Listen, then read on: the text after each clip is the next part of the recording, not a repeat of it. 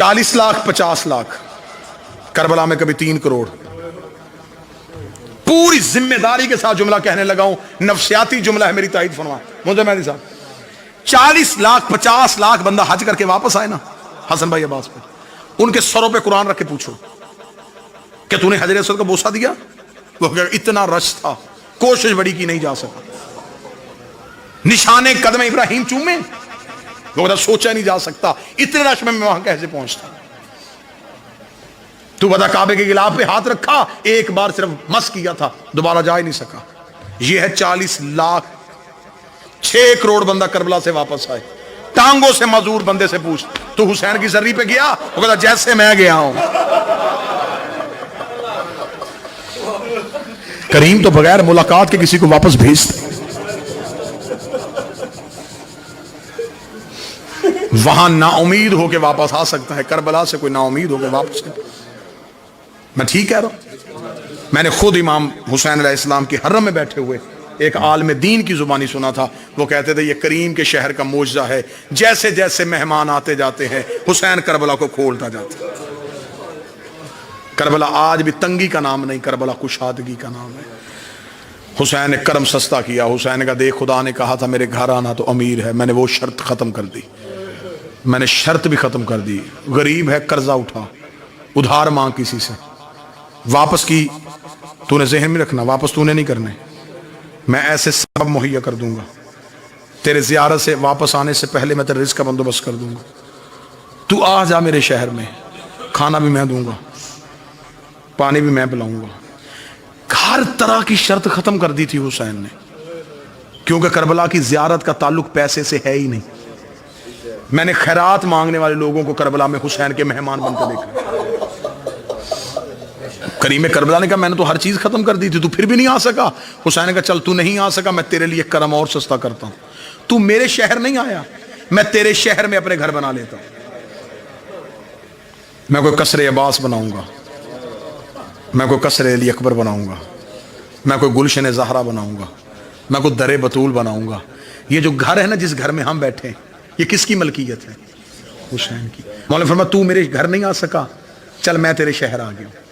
پھر ایسے کرتے ہیں کہ میں اپنے شہر سے اپنے گھر آیا کروں گا, تو اپنے گھر سے میرے گھر آیا کروں. تھوڑی دیر اکٹھے بیٹھیں گے,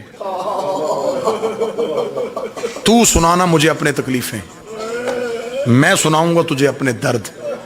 کریم کہتے پھر تیرا میرا ہو جائے گا رشتہ مضبوط. پھر ایسے کرنا, تو میرے بیٹوں کے جنازے اٹھانا, میں تیرے بیٹوں کے جنازے اٹھا. کوشش میں نے پوری کی کہ موضوع کو نبھا سکوں. استقبال اذا, استقبال محرم. میں مصیبت کی 2 سطریں پڑھنے سے پہلے دل سے دعا کرنے لگا ہوں. دل سے آمین کہنا, میرا اللہ اگر ہم میں سے کسی کی زندگی کی سانسیں محرم سے پہلے ختم ہو رہی ہیں, تجھے حسین کے ذوالجناح کی زین سے اترنے کا واسطہ ہمارے زندگی کے دن اتنے بڑھا دینا ہم غریب کے جنازے پہ شریک ہو سکیں. ہمیں زندگی سے پیار نہیں, ہمیں حسین کی عزاداری سے پیار ہے. یہ قوم زندہ ہی رونے کے لیے ہے. مولا حسین کی عزت کا منظر بھائی, اتنا اس قوم کو بیٹوں کی شادیوں کا انتظار نہیں ہوتا جتنا انہیں حسین کی عزاداری کا انتظار. پردیس میں بھی بیٹھے ہیں لیکن حسین کے نام پہ اکٹھے ہو گئے. وطن میں جاتے ہو تو دیکھتے ہو کہ میری قوم کی مائیں بہنیں بیٹیاں سڑکوں پہ بچوں کو لے کے جاتی ہیں. جو بیٹی پورا سال باپ اور بھائی کے حکم کے بغیر گھر سے پاؤں نہیں رکھتی, وہ بھی 10 محرم کو گھر بیٹھی ہو نا تو باپ آ کے کہتا تو ابھی تک گھر میں ہی ہے. بیٹی دے کے کہنا کہ بابا تو پورا سال مجھے بازار جانے نہیں دیتا, وہ رو کے کہتا آج کوئی وہ بات ہے, آج تو زینب کا بھی چادر اتر گئی ہے, آج تو عالیہ کا بھی برقع اتر گئی. اس قوم کو محبت نہیں, عشق ہے حسین سے. کوئی مصائب مضمون کے اعتبار سے نہیں پڑھوں گا. ایک معجزات حضرت عباس میں سے ایک کتاب کی ایک روایت, ایک معجزہ, ایک واقعہ, ایک عزاداری کا اجر, ایک عزاداری کی فضیلت, وہ سناؤں اور آپ کو سلام کروں اور قبلہ دعا فرمائیں. ایام عزا سے پہلے اپنے دل کی زمین خالی کر لینا, کیونکہ 10 دن مہمان رہنا ہے تیرے دل میں حسین نے. مصر کا رہنے والا ایک مومن تھا, پیشے کے اعتبار سے تاجر تھا. ہر سال اپنے گھر میں 10 دن امام حسین کی سفیدہ بچھاتے. ایک سال ایسا آیا کہ تاجر مقروض ہو گیا. مقروض بھی اتنا ہوا کہ گھر کے برتن بھی بک گئے اور محرم کا چاند آ گیا. اپنی چھت پہ جا کے محرم کے چاند کو دیکھ کے تھا کاش میری زندگی میں طلوع نہ ہوتا. تو طلوع ہوتا میرے گھر میں, حسین کی مجلس ہوتی, حسین کا ماتم ہوتا, تو بھی طلوع ہو گیا. میرے گھر میں انتظام کرنے والا بھی کوئی نہیں. ابھی یہ چاند سے شکوے کر رہا تھا, یا کاندھے پہ زوجہ کا ہاتھ آیا. اس نے مڑ کے دیکھا پیچھے بیوی کھڑی ہے, رو کے کہنے لگی گلے نہ کر, مشکل وقت میں قیمتی چیز بیچتے. اس کے ذہن میں خیال آیا ضرور عورتوں کو زیور پیارے ہوتے, اس کے پاس کوئی زیور ہے. دیکھنے کا تیرے پاس کوئی قیمتی زیور تو نہیں؟ وہ کہتی ہاں ہے. آگے آگے زوجہ چلی, پیچھے پیچھے شوہر چلا. کتاب کہتی وہاں لے کے آئی جہاں 2 بیٹے سو رہے تھے. بیٹوں کے سرہانے کھڑی ہو کے رو کے کہتی میرے گھر میں ان سے قیمتی کچھ بھی نہیں. باپ کی نگاہیں ماں کی نگاہوں میں گئیں. دیکھ کے کہنے لگا میں تیری بات سمجھا نہیں. رو کے کہنے لگی مشکل وقت آئے تو قیمتی چیز بیچتے, لے جا بردہ فروشوں کے بازار, غلام بنا کے بیچتے. باپ کے جسم میں عباس بھائی کپ کپی آئی. رو کے کہتا کبھی کسی نے بیٹے بھی بیچے ہیں؟ رو کے سچ بتا تو نے مانگے کس سے تھے؟ حسین سے مانگے تھے نا. تو اب مجھے بتا اکبر سے زیادہ پیارے ہیں, اصغر سے زیادہ معصوم ہیں, عالیہ کی جوڑی سے زیادہ قیمتی ہیں, لٹا دے حسین کے نام پہ. بچوں کو اٹھایا غلاموں والا لباس پہنا کے. یہ تھے شیعہ, انہیں کہتے ہیں عزادار. ماں نے بیٹے دیے باپ کے ہاتھ میں, بچوں کے ہاتھ پکڑ کے بردہ فروشوں کے بازار میں آگا. صبح سے لے کے شام تک آوازیں دیتا رہا غلام لے لو, غلام لے لو, غلام. محنت زیادہ کروا لینا, اجرت تھوڑی دے دینا. گاہک تلاش کرتا رہا, کوئی گاہک نہ ملا. شام کو تھکا ہوا عزادار زمین پہ بیٹھا, بیٹوں کے سر سینے پہ رکھ کے منہ بقیہ کی طرف کر کے تھا بی بھی اب میرا مقدر, میں تو گھر سے بیٹے بھی لے آیا تھا. شہزادی تجھے میری عزاداری منظور نہیں؟ ابھی یہ بات کر رہا تھا, یہاں بازار میں گھوڑے کے ٹاپوں کی آواز آئی. اس کے قریب آگے گھوڑا سوار رک گیا. اس نے یوں سر اٹھایا, گھوڑے سوار کے چہرے پہ نقاب. گھوڑا سوار کی آواز آئی غلام بیچے گا؟ اب جب خبر ہوگی کہ گاہک آ گیا ہے تو اب زبان خاموش ہو گئی. سر ہلایا بیچوں. گھوڑا سوار کی آواز ہے کیا قیمت لے گا؟ تڑپ کے کہتا کوئی کائنات بھی دیتا, میں بال بھی توڑ کے نہ دیتا. میں نے منتوں سے مانگے, میں نے مشکل سے جوان کیے. کتنا مشکل ہوتا ہے کسی باپ کے لیے اولاد کی قیمت بتانا. رو کے کہنے لگا میری زبان پہ قیمت نہیں آ رہی, بس اتنا دے دے 10 دن میرے گھر میں غریب کی مجلس ہو سکے.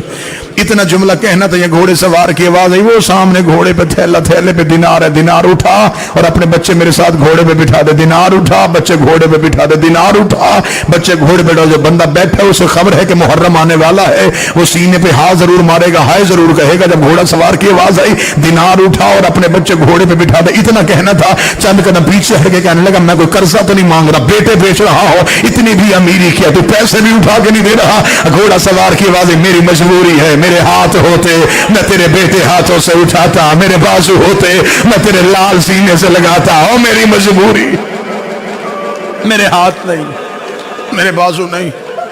اٹھا بچے, بٹھا میرے ساتھ گھوڑے پہ. کتاب کے جملے ہیں, اس نے بیٹوں کو اٹھایا گھوڑا سوار کے ساتھ. گھوڑا سوار نے سینے کے ساتھ. سواری نظروں سے اوجھل ہو گئی. اب مصائب نام نہیں, کیفیت کا نام. آپ کے اوپر کیفیت طاری ہو گئی, آنکھ سے آنسو آ جائیں گے. غریب نے تو اتنا سستا کیا ہے کرم. حسین کہتے اگر میرے مصائب میں تجھے رونا نہ آئے نا تو تو اپنے درد یاد کر لیا کر. رو کسی بھی مصیبت کو, لیکن مجلس میں بیٹھ کے تیری آنکھ سے آنسو آئے.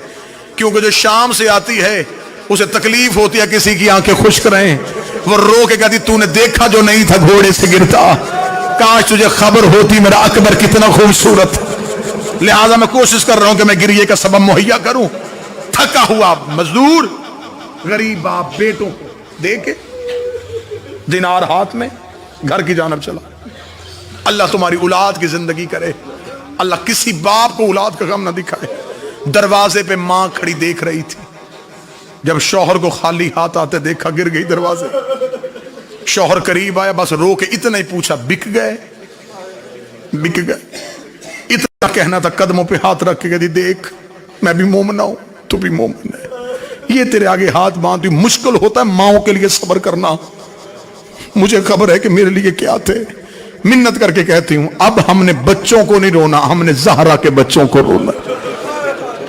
हमने अपने बेटों को याद नहीं करना, हमने बतूल के बेटों को याद करना है। 10 दिन मेरे घर में मेरे किसी बच्चे की बात ना हो, किसी बेटे का तज़किरा नहीं करना, हमने भूल जाना है, हमने समझना है ही नहीं थे। 10 दिन हमने सिर्फ गरीब को रोना है। मिस्र की जामे मस्जिद में ऐलान हो गया कि फलां शिया के घर में हुसैन की अज़ादारी बरपा है। लोग जाना शुरू हो गए, हुसैन का जिक्र हुआ, हुसैन की मजलिस हुई, गरीब का मातम हुआ, लंगर न्याज हुआ, लोग अपने अपने घरों को वापस चले गए। रात आधी से ज्यादा ढल गई। किताब कहती नमाज सो रही थी, ना बाप सो रहा था, मां की निगाहें भी आसमान पे, बाप की निगाहें भी आसमान पे। आधी रात के बाद उठी, शौहर के कदमों पे आके बैठी, रो के कहती मुझे हुसैन की कसम, मुझे शर्मिंदगी नहीं है, सिर्फ इतना पूछने किसके हाथ बेच के आया था। उन्हें गुलामी का तरीका नहीं आता, उन्हें नौकरी के आदाब नहीं आते, मैंने बड़े लाडों से पाले थे अपने बेटे, उन्हें कोई काम करना नहीं आता। इतना कहना था, बाप उठ के बैठा, रोकेगा, चेहरे से कोई शरीफ लगता था, बाजू उसके थे कोई नहीं, चेहरे पे उसके नकाब था, सीने से लगा के चला गया। अब यही बातें हो रही थी, दरवाजे में दस्तक हुई, मोमना रोती हुई बाहर गई। इसे दरवाजा खोला कि काले बुरके वाली बीबी दोनों बच्चों के हाथ पकड़ के खड़ी थी। इतना कहना था, मोमना कदमों में गिर गई, रो करी, बीबी इनसे कोई गलती हो गई हो, मैं माफी मांगती हूँ, इन्हें नौकरी करने का तरीका नहीं आता, ये पहली बार गुलाम बन के गए थे। ये काले बुरके वाली बीबी की आवाज आई, हमें पहचान, हम बेटे देते हैं लेते नहीं है। रो गई, तू जो गलियों में बेटे दे रही है तू कौन है? बीबी की आवाज आई, तेरे घर में किसका मातम हुआ है? रो गई, ज़हरा के बेटे का। बीबी तड़प गई, तू मेरे बेटे को रो रही थी, मैं सारी रात तेरे बच्चे गोद में उठा के कभी करबला